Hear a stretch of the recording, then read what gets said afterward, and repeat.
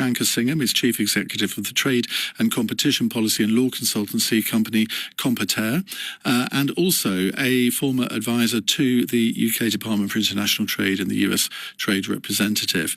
Shanker, good to talk to you again. Are these talks really underway? Well, I think what's happened today is that you've got obviously the US steel aluminium tariff. There is another set of tariffs that will be developed around April the 1st, April the 2nd, which relates to unfair trade practices and reciprocal tariffs. That's another tariff that will hit a number of countries, including the UK and Europe and so forth.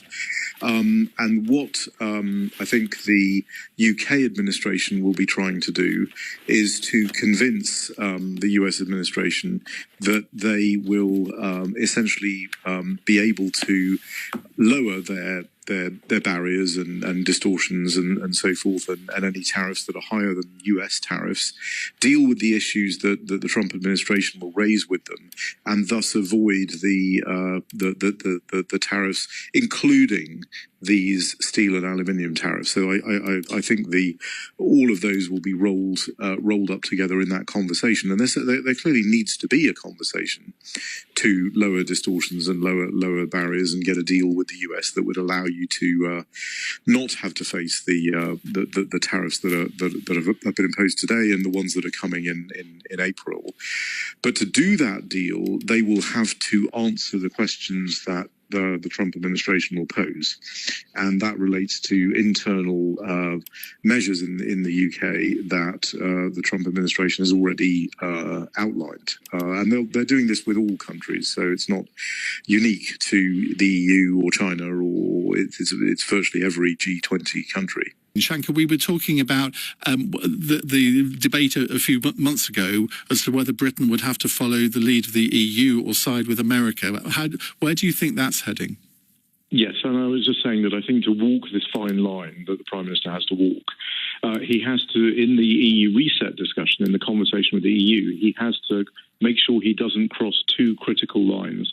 One is that he's got to make sure he retains his ability to do independent trade policy, and he's got to maintain his regulatory autonomy.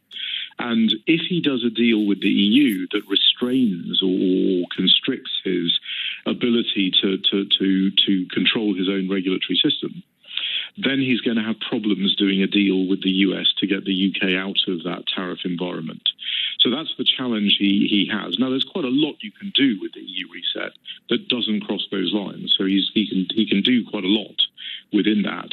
But the tightrope he's got to walk is to make sure he doesn't do anything that crosses the regulatory autonomy line. And the main thing that would damage a potential deal with the US is dynamic alignment with European regulation, which the government is talking about.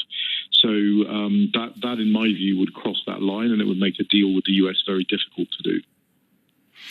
So what do you think are the prospects for a full trade deal with the US? Because it would be rather ironic if a Labour government managed to negotiate a full trade deal, which a Conservative one didn't.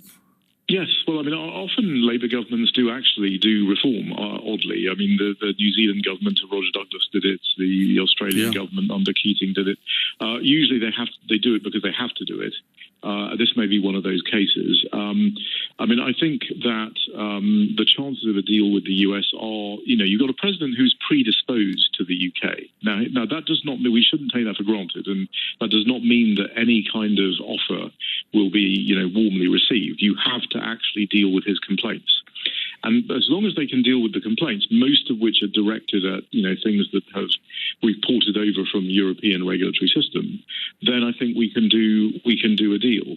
I think we can improve at the same time the EU-UK agreement and take out some of the frictions, but not all of them. And that's, I think, the good outcome for the UK. I think a bad outcome for the UK would be doing things you don't need to do with regard to the EU that prevent you from doing that deal with the US. And then you're facing a big tariff, and that's a lot of damage that we'll have to take on in our domestic economy. Shanker, thank you very much indeed for joining us here on LBC.